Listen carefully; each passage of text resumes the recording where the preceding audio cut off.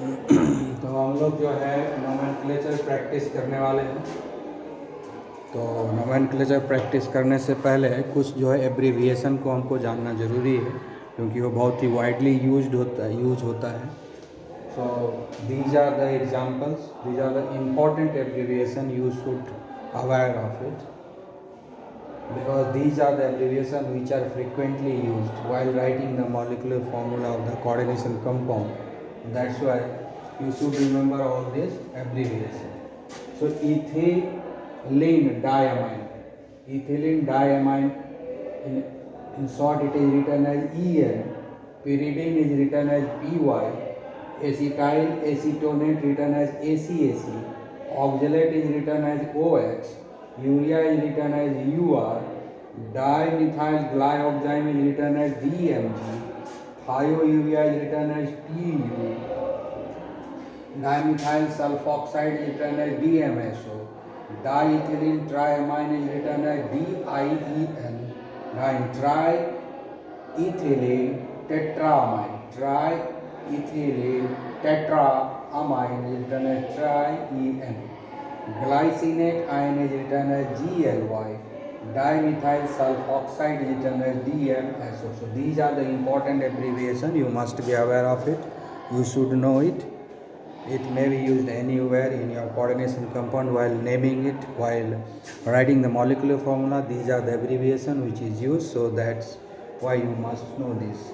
So note it down very carefully and remember it. Okay, because the names are very big. These are the complicated names, and complicated names are represented by their abbreviation. So you must be aware of it. Okay, and after finishing this, you will start practicing the nomenclature of coordination compound. Okay. अब हम लोग सारा rule regulation पढ़ लिए, तब हम लोग nomenclature को प्रैक्टिस करेंगे थोड़ा। ठीक है, तो सबसे पहला एग्जांपल लिया गया NiCO whole 4 written inside the square bracket. Square bracket इसके बगल में कोई काउंटर आयन नहीं है, यहाँ पर भी कुछ नहीं लिखा हुआ, मतलब ये न्यूट्रल है, इसके ऊपर यहाँ 0 चार्ज है। ठीक है, तो सारे रूल्स को आपने देख लिया। उस सारे रूल्स को फॉलो करते हुए हम लोग लिखेंगे। तो जब रूल में क्या लिखते हैं, पहले कैटाइन लिखते हैं, उसके बाद अनाइन लिखते हैं। इसमें तो कोई कैटाइन नहीं है, कोई अनाइन नहीं है, इसमें कोई कैटाइन अनाइन है ही नहीं, न्यूट्रल है ये। ठीक है ना, तो इसको हम लोग जो कॉम्प्लेक्स का जो रूल होता है उसको फॉलो करते हैं। तो कॉम्प्लेक्स के रूल में क्या होता है कि हम लोग पहले लिगेंड लिखते हैं। जब मॉलिकुलर फार्मूला लिखते हैं तो सेंट्रल एटम को पहले लिखते हैं और लिगेंड को बाद में लिखते हैं। लेकिन जब उसका नोमेनक्लेचर नाम लिखते हैं तो लिगेंड को पहले लिखेंगे और सेंट्रल एटम को बाद में लिखेंगे। यहाँ पर लिगेंड क्या है, CO। ठीक है, CO को हम लोग क्या बोलते हैं, कार्बोनिल। CO एक ही लिगेंड है, CO को हम लोग क्या बोलते हैं, कार्बोनिल। बताया जा चुका है, अभी जस्ट लिस्ट दिए हैं उसमें बताया है। CO को हम लोग क्या बोलते हैं, कार्बोनिल। कितना कार्बोनिल ग्रुप है, 4 है। कार्बोनिल ग्रुप कितना है, 4 है ना। तो याद कीजिए, प्रीफिक्स करना है टेट्रा से। लिगेंड को लिखना है, लेकिन लिगेंड को प्रीफिक्स करना है उसके नंबर से। तो कितना लिगेंड है, 4 है, तो 4 को क्या लिखेंगे, टेट्रा। ठीक है, इसलिए इसका नाम क्या हो जाएगा, पहले लिगेंड का ही लिखेंगे, tetra carbonyl, tetra carbonyl, tetra carbonyl. तो लिगेंड लिखा गया। अब हम लिगेंड को लिखने के बाद लिखते हैं सेंट्रल एटम को। ठीक है, तो सेंट्रल एटम को लिखने के लिए नियम है, कैटाइनिक है कि एनाइनिक है कि न्यूट्रल है। कैटाइनिक है तो वही जो नाम है वही रहेगा, एनाइनिक रहेगा तो AT लगेगा, न्यूट्रल है तो वही नाम रहेगा जो उसका अपना नाम है। तो ये क्या है, Ni क्या है, सेंट्रल एटम, निकेल है, इसलिए हम वहाँ पर निकेल लिख रहे हैं। कहीं कोई सेपरेशन नहीं देंगे, बस याद रखना NiCK। ठीक है, निकेल हो गया। और जब सेंट्रल एटम लिख दिए, अब उसके बगल में उसका ऑक्सीडेशन स्टेट को लिखना पड़ेगा। सेंट्रल एटम के ऑक्सीडेशन स्टेट को लिखना पड़ेगा। तो ऑक्सीडेशन स्टेट आप पता करते हैं, ये 0 है, ओवरऑल 0 है। और ये जो कार्बोनिल ग्रुप होता है ये न्यूट्रल। कार्बोनिल ग्रुप क्या है, ये न्यूट्रल लिगेंड है। ठीक है, इसके ऊपर कोई चार्ज नहीं है। तो इसलिए ये बैलेंस में कोई कंट्रीब्यूशन नहीं करेगा, इसका कंट्रीब्यूशन जीरो हो जाएगा। ये जीरो है, ये भी जीरो है, तो यहाँ पर हम कितना डालेंगे कि जीरो है, यानी इसके ऊपर भी जीरो होगा। इसका ऑक्सीडेशन स्टेट क्या हो गया, निकेल का जीरो, क्योंकि ये दोनों जीरो जब जुड़ेगा तब ना ये जीरो आएगा। ये तो जीरो प्लस जीरो, ये पहले से ही जीरो है, इस पर जब जीरो देंगे तब ओवरऑल जीरो आएगा, यानी निकेल यहाँ जो है जीरो ऑक्सीडेशन स्टेट में, इसलिए हम लोग लिखेंगे जीरो। और यहाँ कोई काउंटर आने है नहीं, इसलिए यहाँ कुछ नहीं लिखेंगे। ठीक है, क्लियर। अब हम लोग दूसरे में चलते हैं, तो हो गया। अब ये काम हो गया, हटा देते हैं, इसकी कोई ज़रूरत नहीं है। अब इसमें आते हैं, इसमें देखिए कि ये केटायन है और ये एनायन है। ये हो गया केटायन, ये केटायन हो गया है और ये एनायन हो गया। इसको हम पहले लिखेंगे फिर इसको लिखेंगे। तो इस तो कॉम्प्लेक्स आयन है, केटायनिक कॉम्प्लेक्स है ये तो केटायनिक कॉम्प्लेक्स है ना, तो पहले इसका नाम हम लिखेंगे, उसके बाद एनायंस को लिखेंगे। तो केटायन कॉम्प्लेक्स का नोमेनक्लेचर करेंगे। ये केटायनिक कॉम्प्लेक्स का है, इसमें क्या है, एक ही लिगेंड है NH3। NH3 को क्या बोलते हैं, अमाइन, स्पेशल नाम दिया गया अमाइन। NH3 को क्या नाम दिया गया, अमाइन। कितना अमाइन है, 6 है, तो क्या लिखाएगा, हेक्सा अमाइन। पहले लिगेंड को लिखते हैं, तो क्या लिखेंगे हम लोग, हेक्सा अमाइन, डबल एम दे देते हैं, हेक्सा अमाइन, ये डबल एम, हेक्सा अमाइन।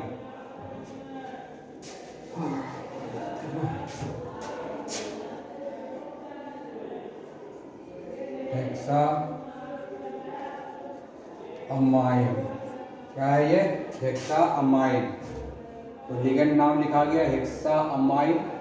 अब क्या ये CO, ये कार्बोनिल है, CO दोनों कैपिटल लेटर है, इसलिए ये हो गया कार्बोनिल, कार्बन मोनोऑक्साइड। और ये जो CO है, C कैपिटल है वो स्मॉल है, तो ये CO क्या है, कोबाल्ट। ये क्या है, कोबाल्ट है।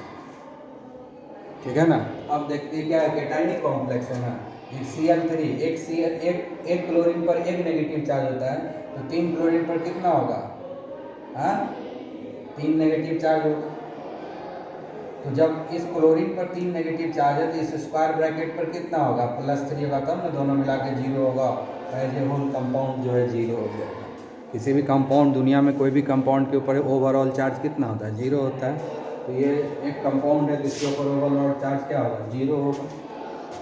तो कैसे हम उसको अरेंज करेंगे, तो ये Cl3 है, हम जानते हैं कि एक Cl पर -1 चार्ज होता है, तो 3 Cl है, तो 3 Cl है तो -3 चार्ज हो गया, तो Cl के ऊपर हो गया -3 चार्ज। इसका मतलब स्क्वायर ब्रैकेट के ऊपर +3 होगा, तभी ना ओवरऑल पूरे मॉलिक्यूल के ऊपर चार्ज जो है जीरो हो जाएगा। ठीक है, अब यहाँ तक समझ में आ गया।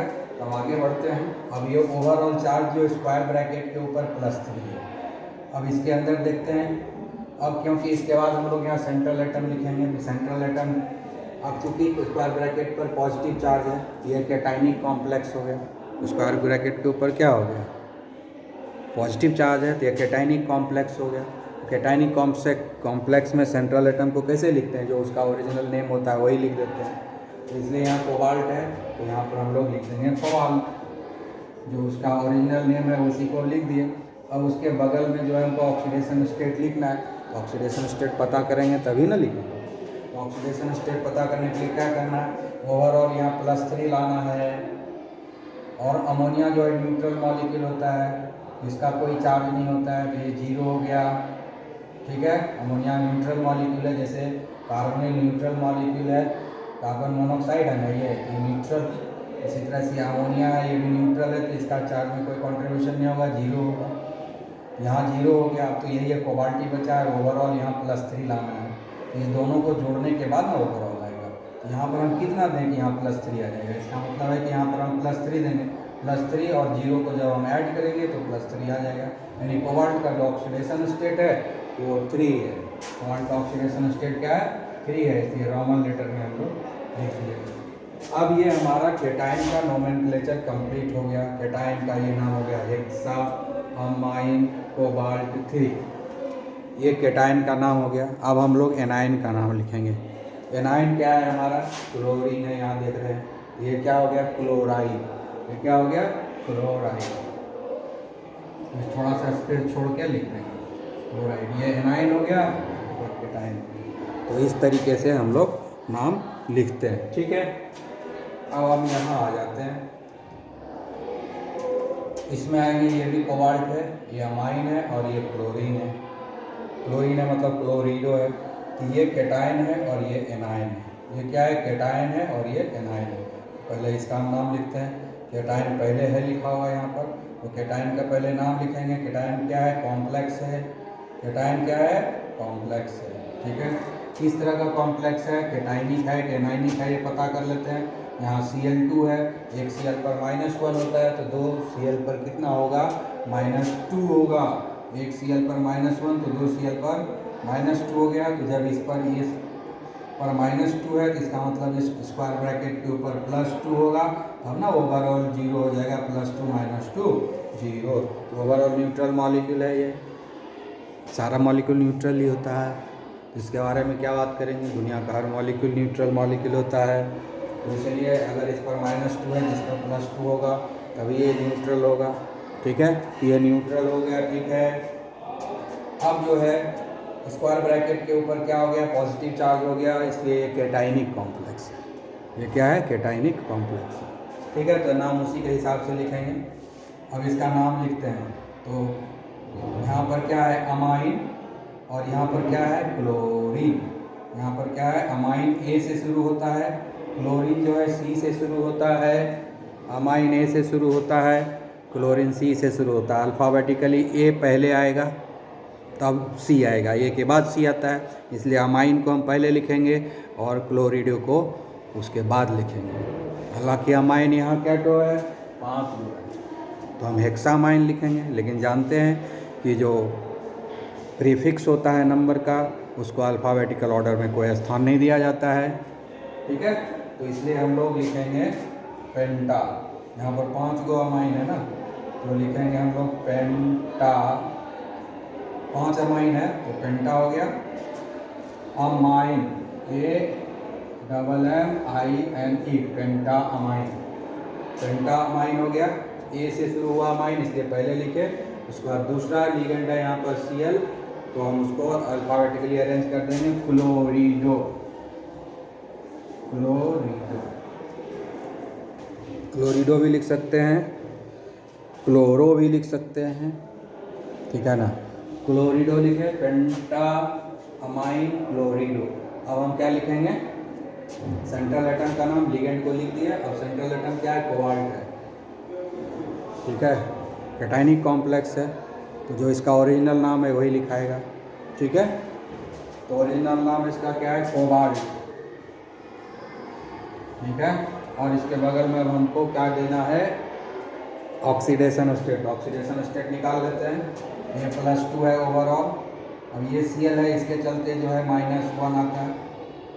ये Cl है, इसके चलते -1, और ये अमोनिया है, इसके चलते 0 होगा क्योंकि न्यूट्रल है। यहाँ -1 है, ये 0 है। अब ओवरऑल यहाँ +2 लाना है, तो क्या करेंगे हम लोग, यहाँ पर +3 दे देंगे। +3 जब देंगे तब ना यहाँ +2 आएगा, +3 में -1 जाएगा तो +2 आएगा, okay. So that's why it will be written as +2. So it will be a +2. So overall the oxidation number is +3, and this Cl2 is a counter ion. It is an anion, so it must be written as chloride as a anion.